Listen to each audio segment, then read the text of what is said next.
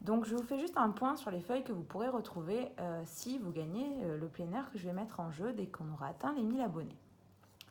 Première page par laquelle va commencer le plein air, avant toute chose déjà, c'est une petite page de présentation comme celle-ci, qui annoncera en fait que c'est votre budget de plein air. Peut-être même que je mettrai le petit nom de la personne qui aura gagné le concours. Ensuite, vous aurez une feuille de notes comme ça, que je vais plastifier.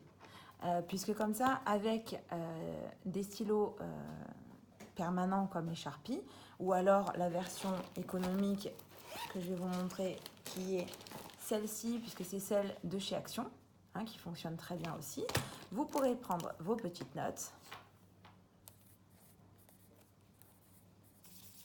et réutiliser la même petite feuille de notes, où vous pourrez mettre le mois en cours ici.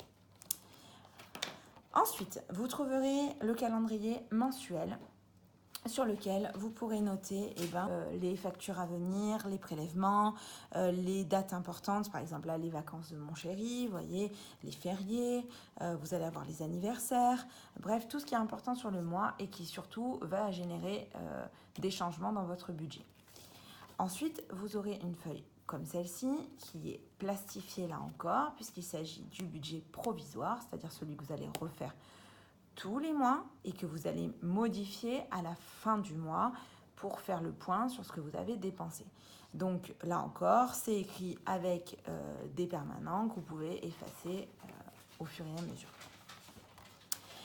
Vous aurez également une feuille qui s'appelle Objectif du mois, qui est une feuille indispensable quand on fait du budget, c'est-à-dire que vous allez pouvoir prévoir ce qui va arriver dans le mois, donc les objectifs que vous allez vous fixer, les points d'attention. Moi, par exemple, j'avais la révision de la voiture et ça n'a pas été une super nouvelle, donc c'était bien de l'anticiper.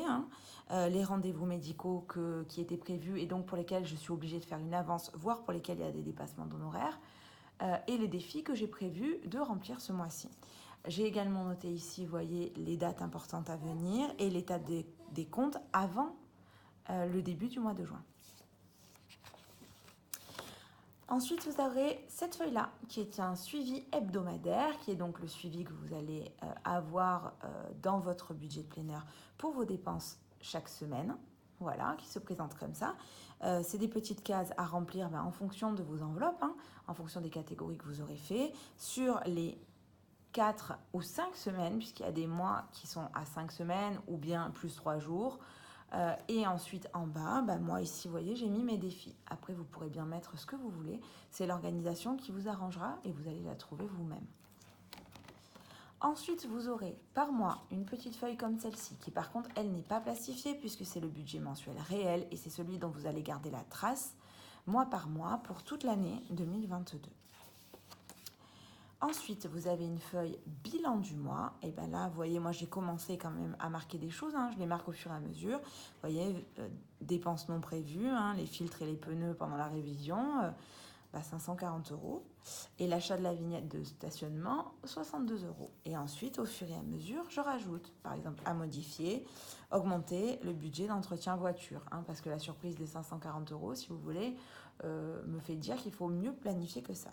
Pareil, j'ai marqué l'achat de la vignette pour l'année prochaine qui tombera le 31 mai. Ce qui me permet du coup de garder trace des différents points à modifier que j'ai fait. Ensuite, vous aurez une feuille comme celle-ci, un point un peu économie du mois. Je vais vous montrer ce que ça donne sur le mois précédent et comment on le remplit. Vous avez par exemple l'économie du mois de mai, avec la semaine 1, la semaine 2, la semaine 3, la semaine 4, les différents défis. D'accord. Et puis, la monnaie que j'ai récupérée et ce que j'ai récupéré dans mes enveloppes à la fin. Ce qui me permet d'avoir un total, ici, des économies réalisées en défi et en économie des enveloppes. Sachant que mes épargnes, comme je vais vous le montrer après, sont plutôt calculées sur une feuille qui est annuelle. Ensuite, vous aurez, après cette feuille économie du mois, une feuille économie récapitulative, épargne, projet, défi. Ce que j'appelle projet, chez moi, ce sont les enveloppes. C'est-à-dire que l'argent que j'économise chaque mois dans mes enveloppes, que je ne dépense pas, par exemple, imaginons, j'ai fait moins de resto ce mois-ci et je vais économiser 50 €, je vais les mettre dans des projets. J'ai un petit classement ici, où est-ce que j'ai gagné le plus d'argent? Est-ce que c'est en épargne, en projet, en défi?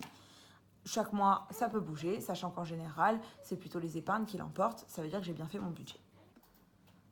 Enfin, on arrive sur les feuilles qui sont annuelles. Voilà, vous aurez aussi des feuilles comme celle-ci, hein, évolution des défis, où vous allez remplir les différents défis que vous réalisez, les mois ici et les montants pour chaque défi.